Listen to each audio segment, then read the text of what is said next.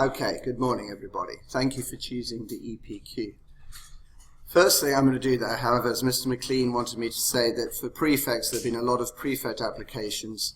There will be lists around the sixth form of everyone who was successful. If you don't see your name, can you see him because he wants to talk to you about other roles? Okay, now first of all, I wanted to start off by going through the role of the supervisor. Can everyone see that screen? Do you think you could turn one of the lights off because it looks so bright there? Now, I just want to get this absolutely straight with everybody, what the role of the supervisor is, okay? This is something that I've said to you in previous meetings, but the supervisor is going to meet with you quite regularly. That's up to you now to contact your supervisor. I've worked out on a spreadsheet all of the supervisors, so at the end of this lesson, I'm going to show you that spreadsheet and we'll talk about your supervisor. One or two people might want to change their supervisor because I know that some of the supervisors have looked at the list and they've thought to themselves, I'm better in that area. But the key thing is this. Your supervisor is not your academic supervisor. They're not there to tell you about string theory or quantum mechanics. They are your project manager. They're there to see that you are on course and that you know what you're doing and that you are respecting deadlines. They'll help you with some aspects of the writing and they'll help you with the presentation. But of course, they can't help you with all of the academic things. We are going to have things as technical as nanotechnology. Now, we will not have teachers who have the time to go away and research in-depth nanotechnology. So I just want to make that clear. They cannot do the work for you. The whole idea of the EPQ is that you're demonstrating independence, okay? The first thing that we're going to do is, today we're going to talk about your title. So we're going to be looking at this idea here of helping arrive at your title. They're going to advise you on the actual project management of it and timekeeping. They're going to give you advice on resources and research. And in fact, our next lesson will be with the former librarian, Francesca, whose surname I can't remember, and she'll be talking about how to use databases. Because it's absolutely key, you realize you can't just go on Google. This time you're going to be having to look at very complicated, proper research. So I'll be teaching you how to use Google Scholar. I'll be teaching you how to look at different research databases. You will have to fill in a production log as you go, and you also need to keep a research diary as you go. That gives reflections, emotional and intellectual reflections with dates. So literally think about it as keeping a diary, okay? Obviously, the supervisor's there to help you with that, and they're going to advise you on your presentation. For me, this is the most exciting bit. When you've finished it all, you give a presentation to the public. I intend to make it a big deal like it used to be in my last school. I want journalists in, I want parents in, I want people from other schools, I want to film some of them. I want some of you talking and giving lectures at lunchtime to younger people. I want to use the EPQ to generate a lot of intellectual excitement in the school. I hope you guys are all excited because if we're honest, the curriculum quite often is quite boring for you because there isn't much choice. This time you've got a choice to do exactly what you want and to do it in the way that you want as well. The supervisor is going to mark one draft, guys, and give you some feedback in whatever way that is. And then they mark the project and they grade it. And of course, I am the EPQ coordinator for the school, so I give the final grade on that, okay? Now, as you know, if you score an A star on it, the EPQ is worth more than an AS level. However, obviously it depends very much on the grade that you receive. We're going to aim for everybody to be at least an A in this school. Now, the final thing here is I'm talking about a technical mentor, and this is very, very important. If you are in a very obscure area, I've had people who've done string theory, Descartes, mathematical, optical math theories, etc. I have no idea about any of it, all right? It's going to be up to you to source somebody. We will try and help you, but remember the EPQ is about you being independent, okay? Your supervisors aren't there to chase you. They aren't there to get the resources for you. They're not there to do a big plan for you. If you need a lot of help and support, you're the wrong person for the EPQ. Okay, remember you're demonstrating independence. In fact, what we've decided in the school now is on your UCAS references, we will only put that you're an independent worker if you're doing the EPQ. Because quite often teachers say, they're an independent worker. Are you really? This demonstrates independent work. This is you going off and showing initiative, okay? Right, moving on then, the production log. Have any of you looked at the production log yet? Okay, so that is on the S drive, and at the end of the lesson I will show you. It is very important. I want to make one thing clear now. If you keep the production log on the school network in Word, that is the best way of doing things, okay? So please, after this lesson, the first thing you're going to do is you will download the production log, you will keep it in Word, and you'll keep it on the school network. Please don't leave it on a pen drive. Why not? On an external drive. Why do you think? Yeah, it gets lost. Also, I would like you, if possible, to save it on OneDrive, share it with me, and share it with your supervisor. Because then we can all work on it, and we know it's there, and we know that it's up to date. In addition to that, I've said keep a research diary. Get a nice hardback book, and every week write down where you are. I'm at this point in my EPQ. I'm experiencing frustration. I'm beginning to realize I might need to change my title. That's something I'm going to talk to you about today a lot, because you're allowed to change on the EPQ throughout until Christmas time, okay? The production log isn't just a piece of paperwork. It is absolutely key to the grading of the whole project. So I want you to think of the production log as important as the actual project and writing itself. And that is because I'm just going to shoot through to some later ones over here. I've put this in the wrong order, really. Where are we? There. If we look at the assessment criteria, could you try and switch off the other light, maybe? It just seems really bad projector, isn't it? Anybody know what we can do to make that a better image? I don't know. If you actually look at the assessment, guys, you'll see over here, develop and realize, AO3, is worth 40 marks. And review is worth 20 marks. And those two will actually come from the production log. So keeping an excellent production log is as important as doing a wonderful project, okay? I'm just going to go back.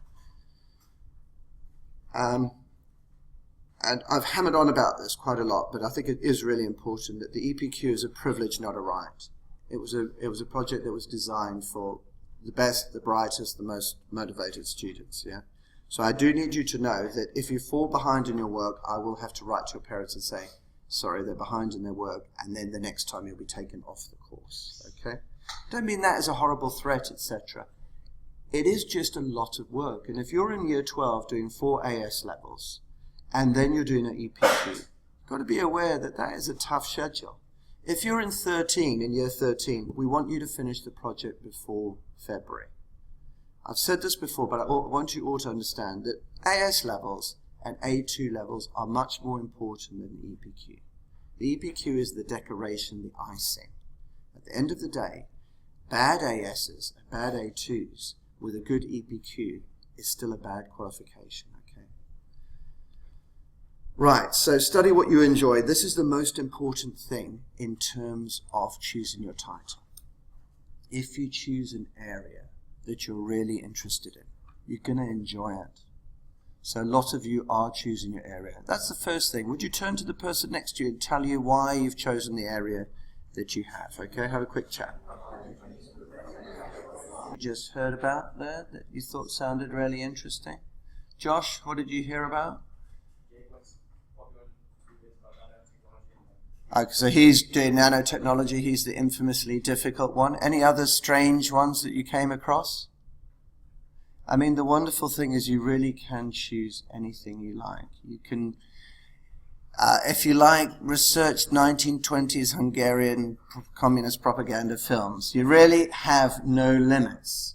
However, you need to think to yourself, are you particularly interested in these areas? Because you're going to be doing a lot of reading into them. So do choose something that is absolutely fascinating. I was quite surprised at how few people are doing an artifact.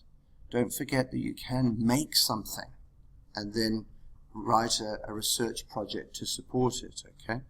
So key thing for choosing the the title now is, think to yourself, is this what I want to spend hours and hours reading on and writing on and thinking about? That would be the absolutely most important thing. Don't do something just because you think it's going to be good for your degree. Choose something that you're really going to enjoy, and then it won't be a task, it won't be labor, okay? So, this is what you need to do by the end of the project. You need to obviously submit a project proposal, you need to complete a production log, you need to plan, research, carry out a project, you need to keep notes as you're going. I'm going to teach you how to do Cornell notes, I'm going to teach you how to use software that helps you with referencing, and you're going to have to provide your big long 5,000 word written report, and you're going to have some appendices, you're going to have a really good bibliography, you're going to have to use academic footnoting. All of those things will put you so far ahead of other people at university. There's one reason why IB is a hell of a lot better for university than A-level, and it's because of the extended essay. Students who do IB have to do a 5,000 word research piece, okay? You are doing that by doing the EPQ. When you go to university, I promise you, you will be streets ahead of people who have not done it. At the end of it, like I said, you're going to give your presentation to the general public. And finally, you'll write a reflection and a review in which you critique yourself and say where you think what you've learned, what you could have done better. You know, hindsight is a wonderful thing. When we finish things, we always are able to have done better. Yes?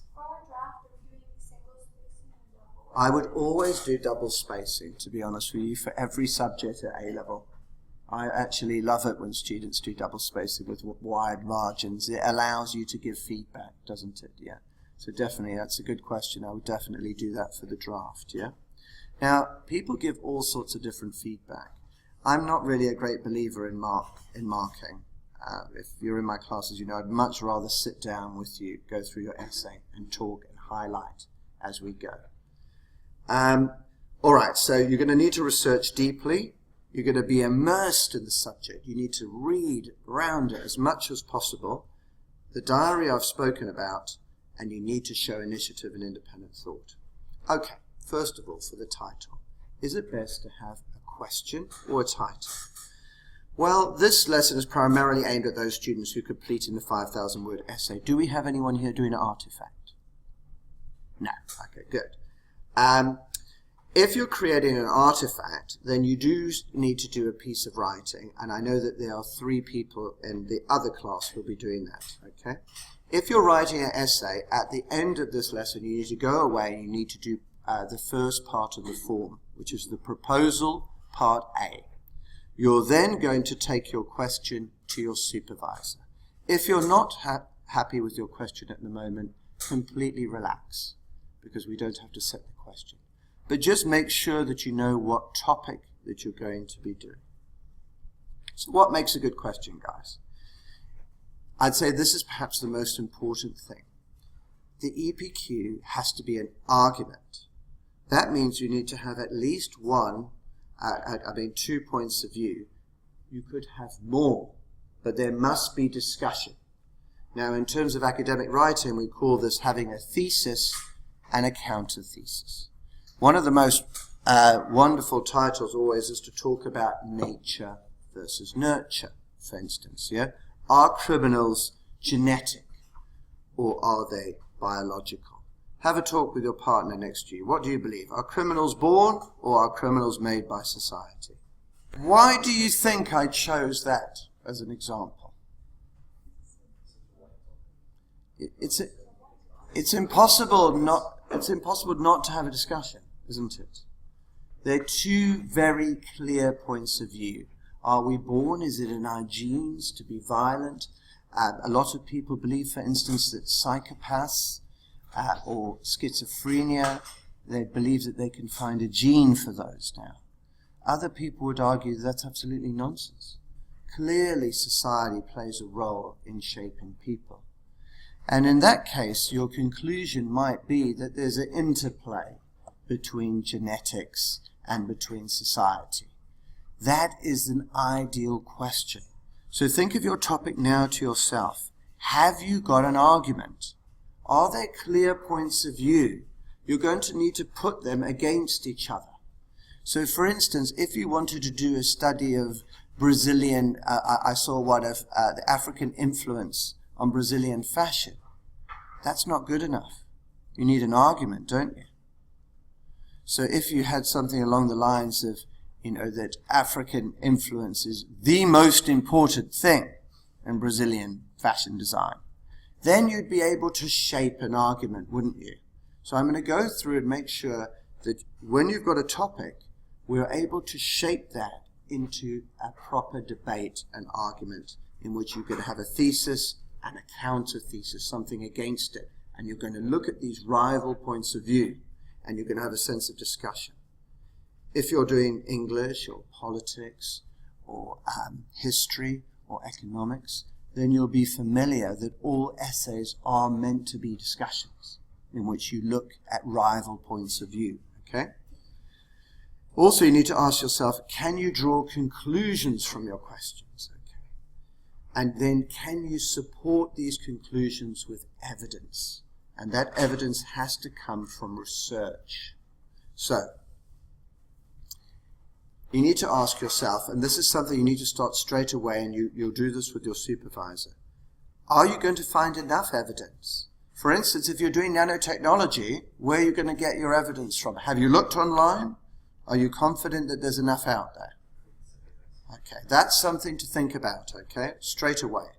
I will help you by making sure that the school will subscribe to databases. That's what I'm working on at the moment. The two biggest databases in the world are called EBSCO and JSTOR, and they will be ones that you use at university. Now, obviously, some of these are very tough, but you'll learn wonderful research skills because when you go in a database, all articles begin with an abstract. Does anyone know what that means? Josh?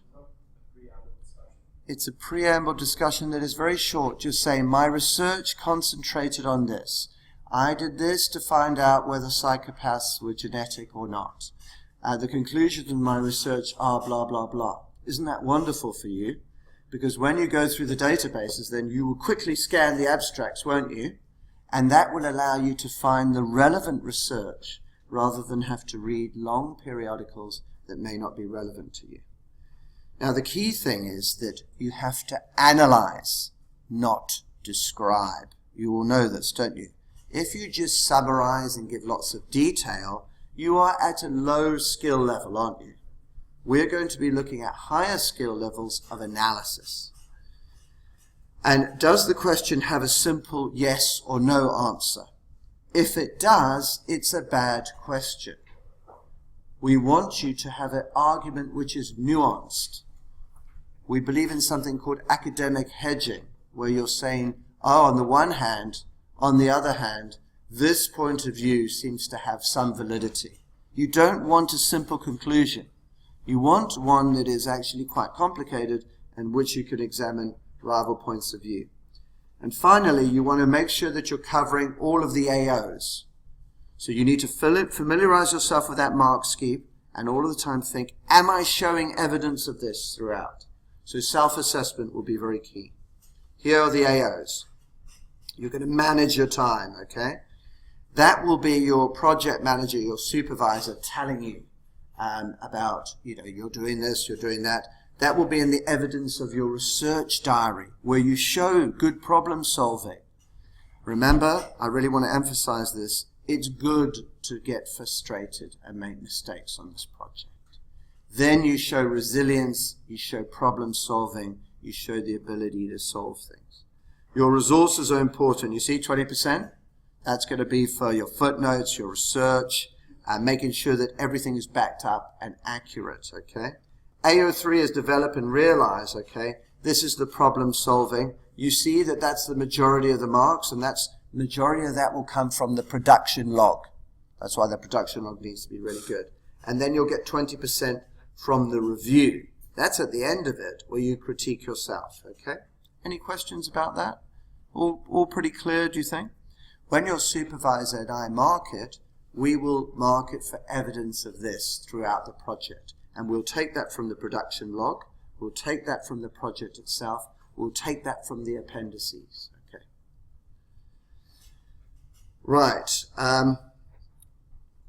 Here we go. Will the answer to the question just be a description? Are you just going to say, what are the causes of the First World War? And then tell me them. If you do that, you're going to score very lowly. It is obvious from the question what you'll be talking about. Is it obvious? So the question needs to be very focused.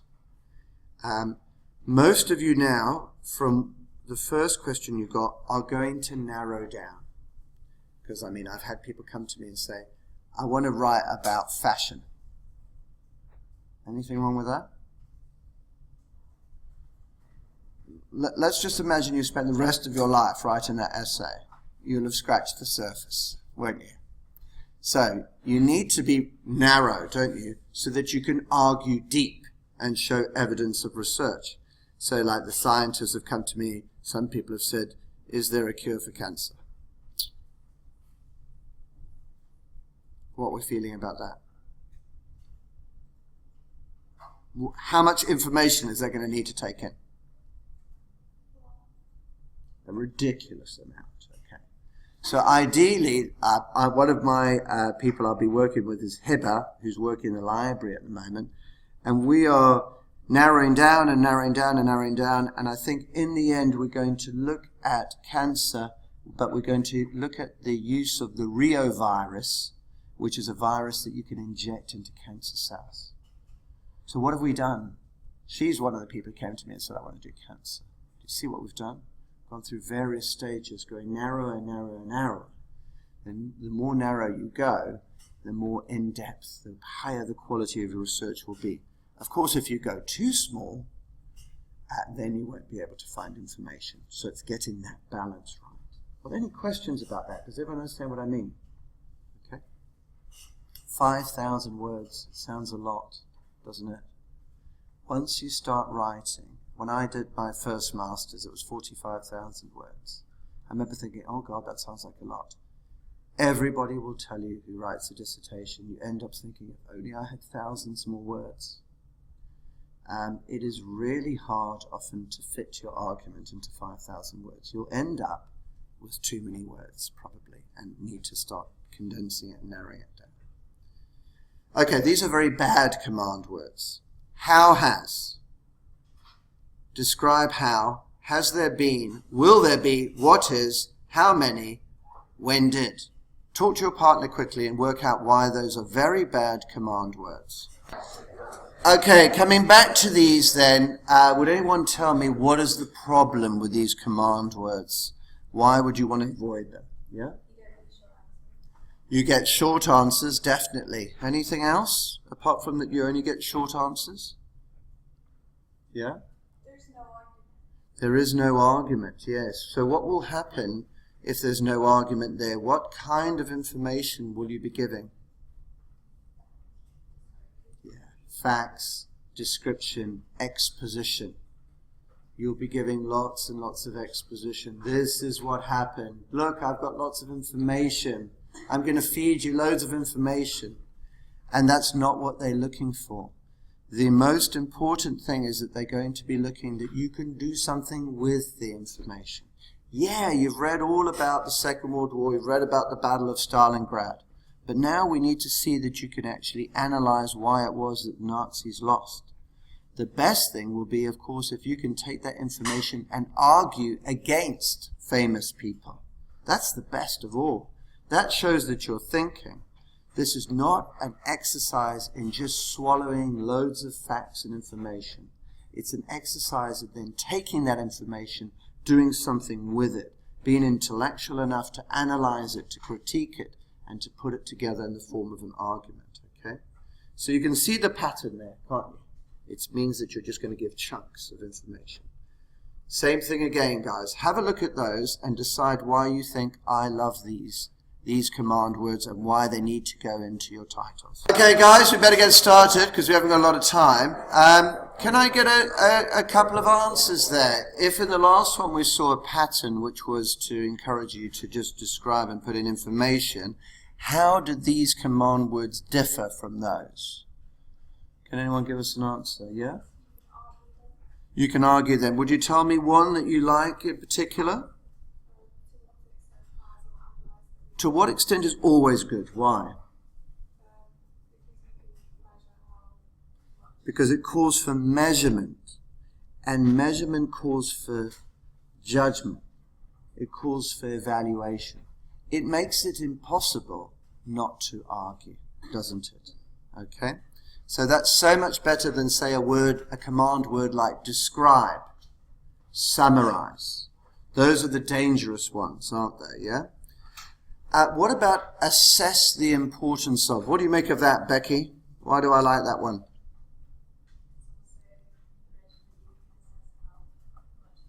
So same thing. It calls for assessment, it calls for judgment, it calls for evaluation. Okay? What is the significance of? What do we make of that? Is that as good? What's it asking you to do? Prioritize facts, to have a hierarchy of facts. So it means you'll get the information, but you'll have to put it from most important to least important. Again, calling therefore for evaluation skills, skills of analysis, top things, yeah? Compare and contrast. Do we like that or not quite so much? So you find similarities or differences. That one is a little more dangerous though, isn't it? Because?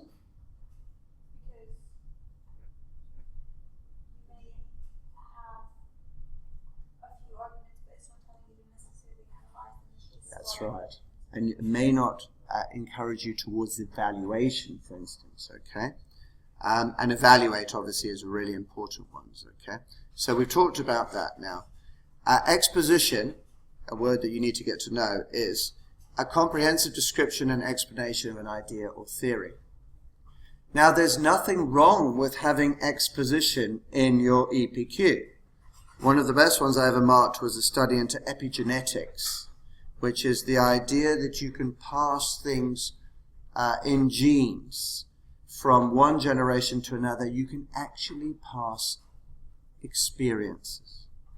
So in other words, if your father was violent and abused, that can actually affect your genetic makeup. It was a very revolutionary idea of thinking, very interesting one. And that was regards to the essay title on psychopaths. This girl in the end argued that neither nature nor nurture, she argued in favor of epigenetics. Okay. So in order to do that, she had to explain to me what epigenetics was.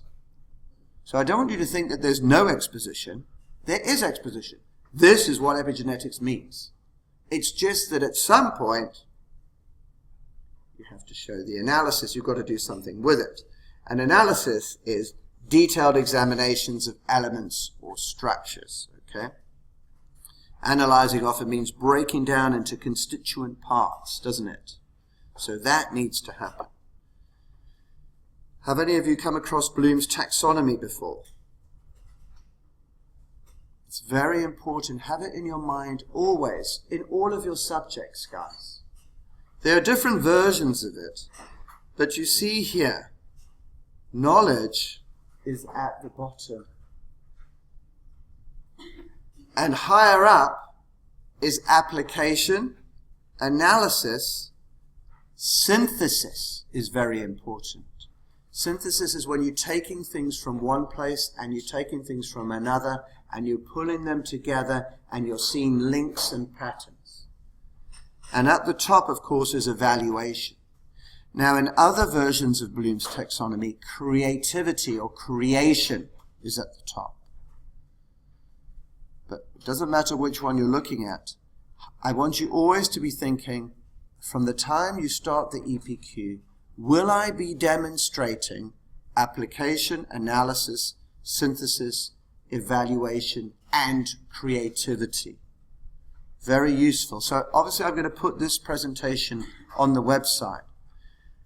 The wonderful thing is if you do a good EPQ, it's going to help your English, your history, your politics, whatever, because you'll be thinking to yourself, this is what examiners are looking for. They're looking for higher order thinking skills, okay? I need to demonstrate them in my EPQ. Will my title, will my project do this? Have a look at these titles now, please. I meant to have them photocopied, but the photocopier jammed this morning. Can you all maybe get up and walk to the screen and have a look at them and talk about them now?